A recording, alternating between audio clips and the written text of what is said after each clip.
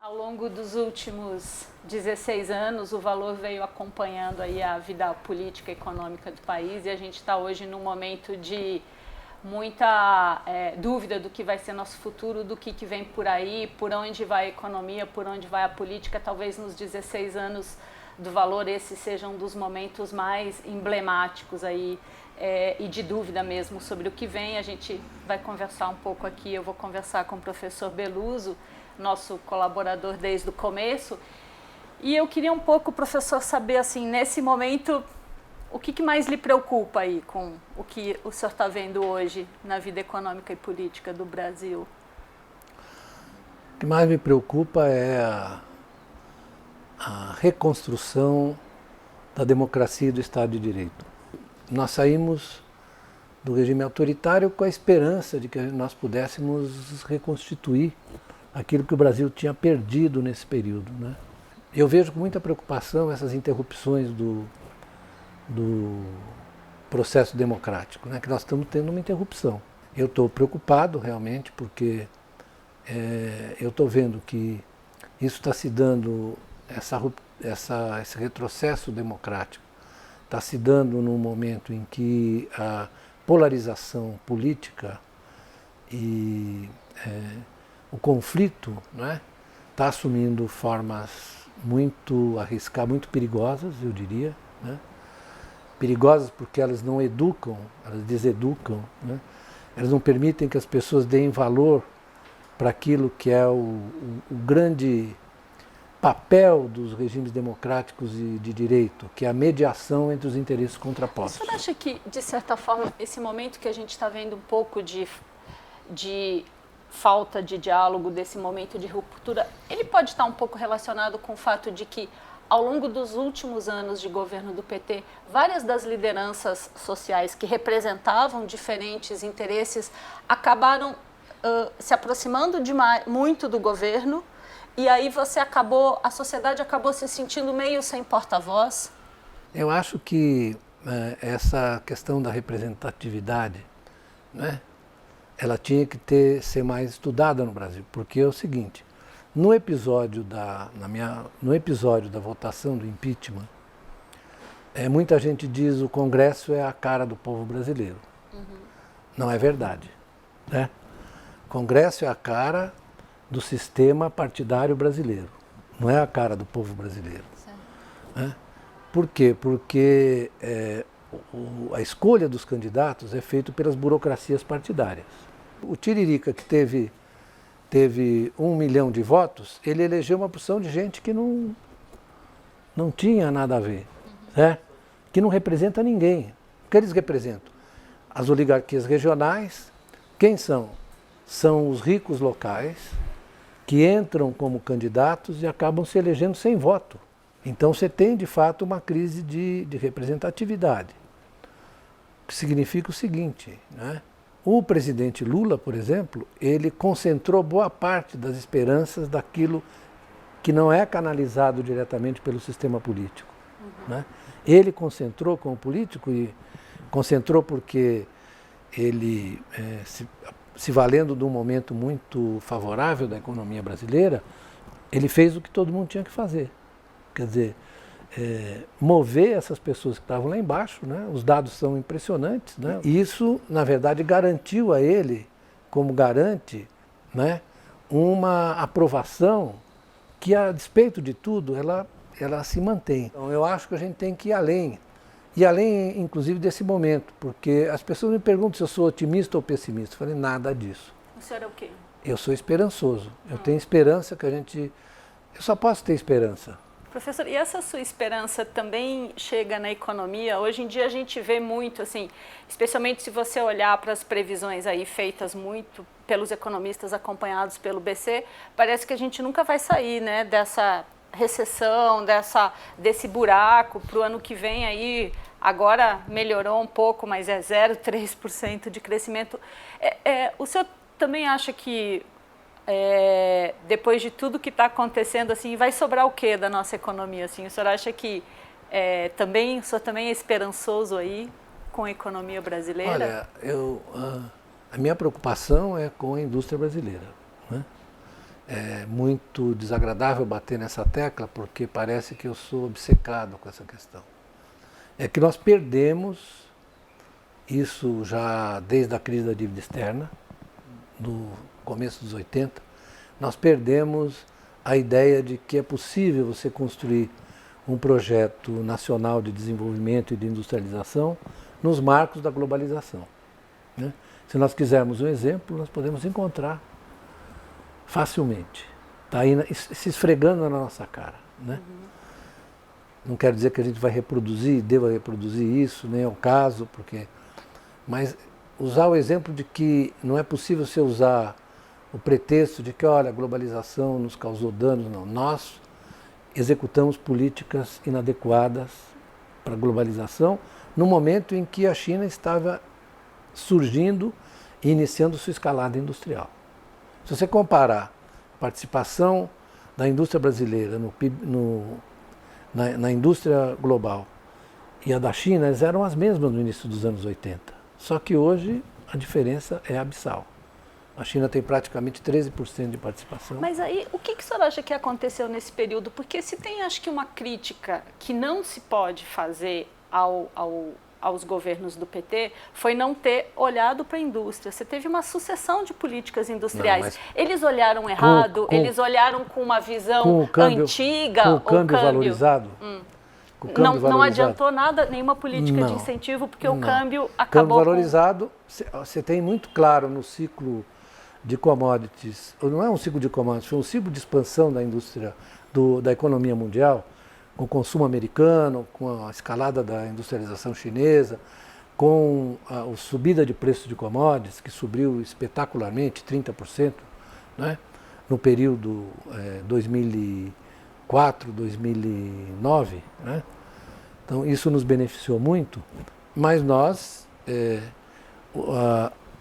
eu sempre digo que, eu uso uma frase ao contrário, há bens que vêm para o mal. Né? Por exemplo, o ciclo de commodities deu uma certa tranquilidade, uma certa folga. Nós deixamos o câmbio se valorizar. Muito da política anti-inflacionária ali foi feita em cima da valorização do real. É só você olhar os anos em que a inflação convergiu com a meta, às vezes ficou abaixo da meta, né? A valorização do câmbio foi um absurdo. Além disso, os efeitos do crescimento da renda, como cresceu a renda, né?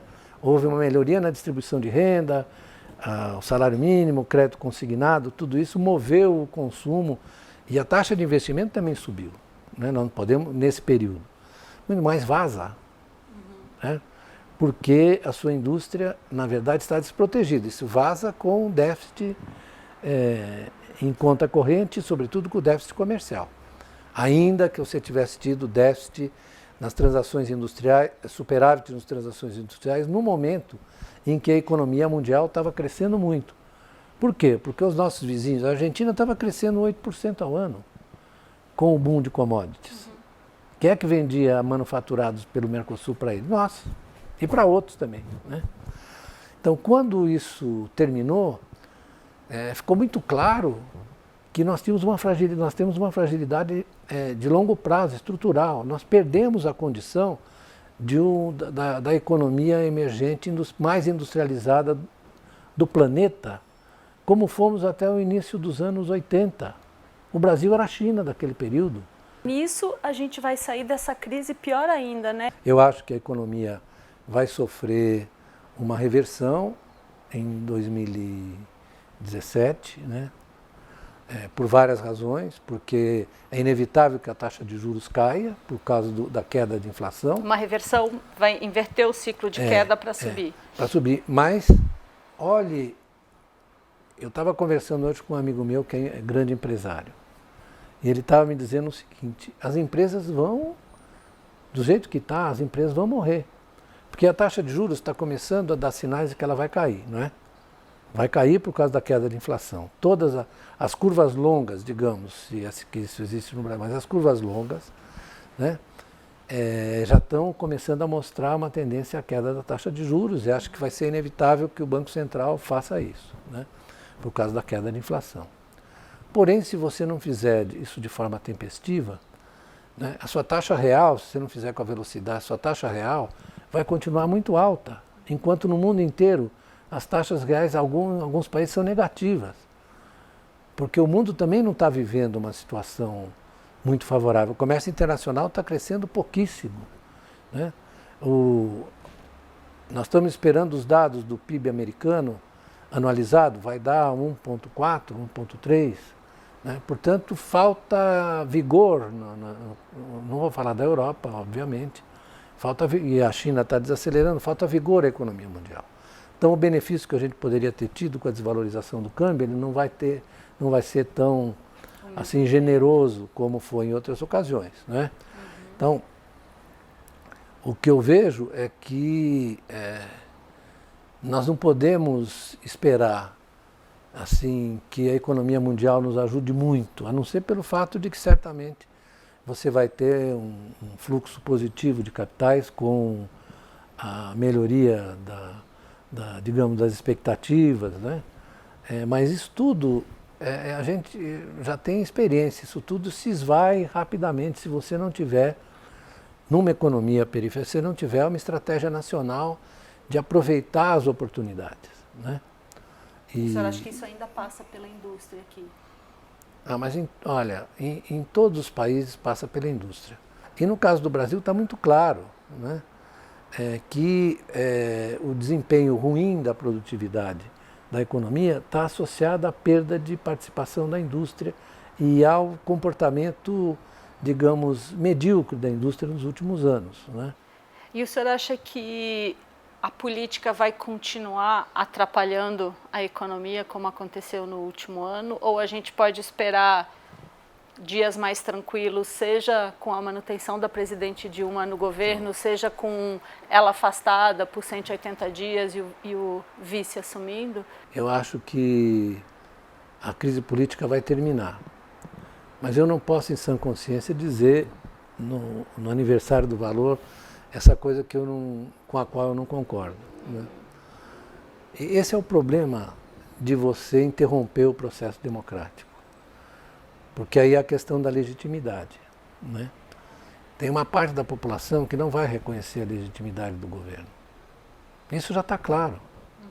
Né? Nós criamos aqui uma ferida muito difícil de curar. As pessoas não vão, uma boa parte da população não vai se convencer. Eu acho que isso foi o maior dano causado por esse episódio político. O que o senhor acha que nos levou a isso? Assim, o Partido dos Trabalhadores, que está aí há tantos anos no governo, ele também contribuiu para isso, para hoje você ter em vários outros partidos da oposição essa indisposição de conversar com o governo? Denise, eu outro dia fiz uma conta de quantos pedidos de impeachment o Fernando Henrique sofreu. No seu 14. A Dilma, 39, se eu não estou enganado.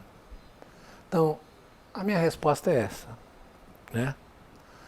Quer dizer, se você acha que se você não gosta do governo, você move um processo de impeachment para tirá-lo, como se eu não gostei do técnico do meu time, eu tiro e substituo por outro.